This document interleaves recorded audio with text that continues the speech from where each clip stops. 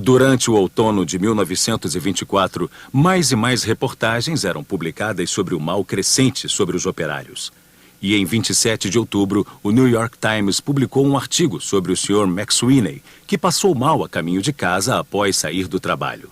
O jornal publicou o seguinte: na manhã seguinte, a cunhada dele ligou para a polícia porque ele estava agindo irracionalmente e uma patrulha foi mandada à sua casa. Por fim, o policial precisou da ajuda de mais 3 homens para controlá-lo e levá-lo até o hospital, onde o puseram numa camisa de força. No mesmo dia, o jornal reportou que outro empregado, o Sr. Dymock, de acordo com os familiares, tinha acordado no meio da noite e saltado da janela de seu quarto, no 2º andar. Quando a companhia Standard Oil abriu sua fábrica de tetraetil chumbo em 1924, eles criaram um processo tão desastroso que, com um mês de abertas as operações, 5 pessoas morreram violentamente insanas e cerca de 45 ficaram gravemente feridas pela pior intoxicação por chumbo que os especialistas já tinham visto. Isto causou um grande alarde. As pessoas se perguntavam o que havia provocado aquilo. Foi quando descobriram que as mesmas substâncias estavam sendo colocadas na sua gasolina e eles nem faziam ideia. Surgiu a necessidade de uma investigação federal.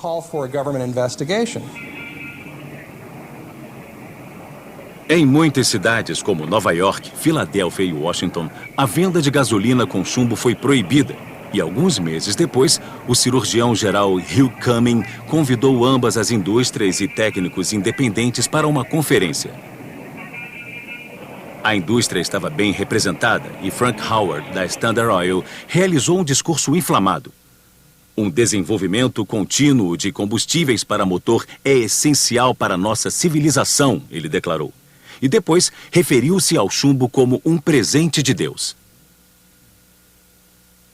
A conferência foi planejada para durar 4 dias, pois muitos participantes queriam tempo para debater alternativas para o chumbo. Mas o cirurgião-geral encerrou a conferência após um único dia. E 6 meses depois, as autoridades de saúde concluíram que não existiam bases seguras para proibir o uso da gasolina etil. E a proibição foi assim postergada. Parecia que todos os avisos estavam sendo simplesmente ignorados. Um desses avisos veio de Yandell Henderson, que previu exatamente o que iria acontecer em nosso tempo 40 anos depois. Paralelamente ao crescimento da indústria automotiva, a atmosfera se tornaria tão poluída que quem trabalhasse ou morasse nas proximidades daquelas ruas gradualmente absorveriam quantidades suficientes de chumbo a ponto de serem intoxicadas por ele.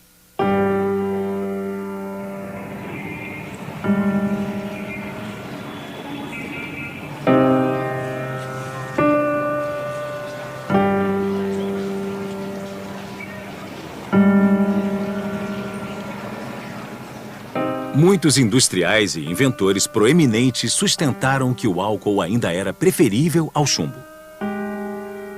Henry Ford estava convencido de que o álcool era o combustível do futuro. Ele queria ver o álcool abastecendo a renascença mundial.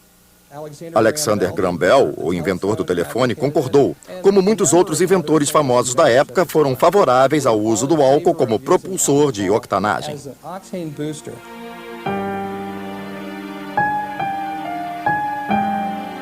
Os produtores de combustível alternativo passaram a comercializar seus produtos como sendo seguros e não tóxicos, mas foram impedidos. A resistência à gasolina com chumbo desapareceu parcialmente porque foi ordenada uma comissão federal de comércio nos Estados Unidos que bania qualquer propaganda negativa sobre a gasolina com chumbo. Então, se você estivesse vendendo um produto concorrente, não poderia declarar que a gasolina com chumbo era tóxica. No início de 1930, a batalha estava quase que perdida, pois até ali mais de 90% dos carros americanos usavam a gasolina com chumbo. A marca etil de compostos anti-impacto ajudou a indústria do petróleo a criar gasolina cada vez melhor, mais rápida, mais suave, de força mais durável. Na estrada, na fazenda, no ar e na água. Pois essa é a era do transporte motorizado com gasolina para todos. With gasoline for everybody.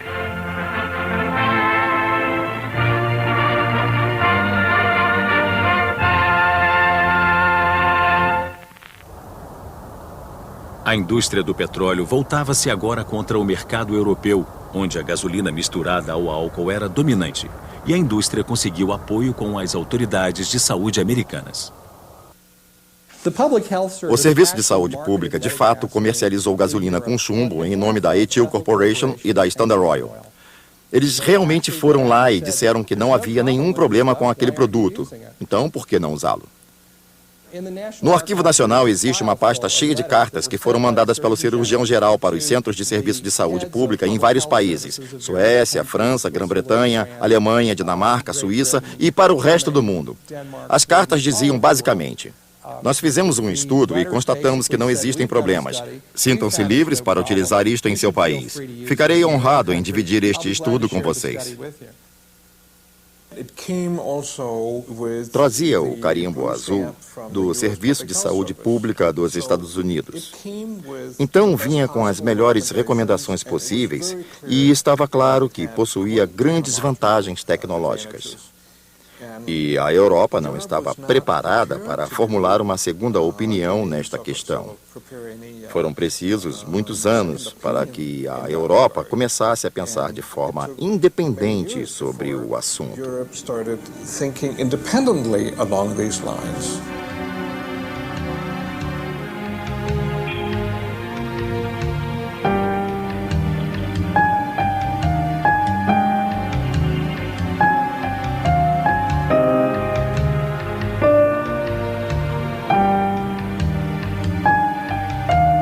O número de carros aumentou tanto nos Estados Unidos quanto na Europa. A alternativa do álcool foi gradativamente suprimida e milhares de toneladas de chumbo espalharam-se no meio ambiente. Muitos anos se passaram antes da gasolina com chumbo voltar a ser alvo de discussões, até que um dia, em meados de 1960, um cientista americano fez uma descoberta chocante.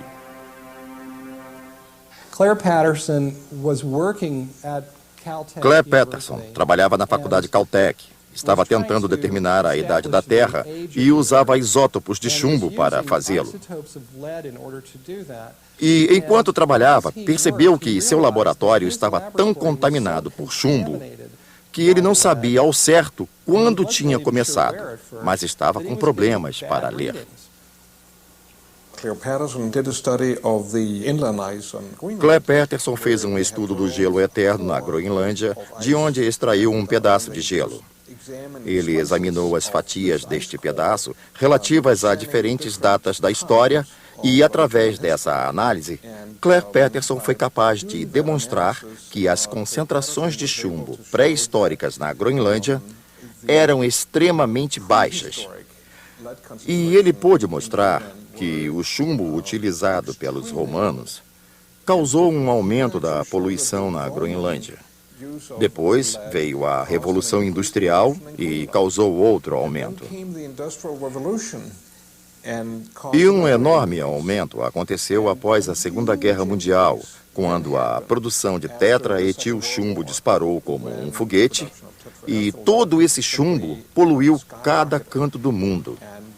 E todos esses seres humanos no mundo estavam cheios de chumbo industrial.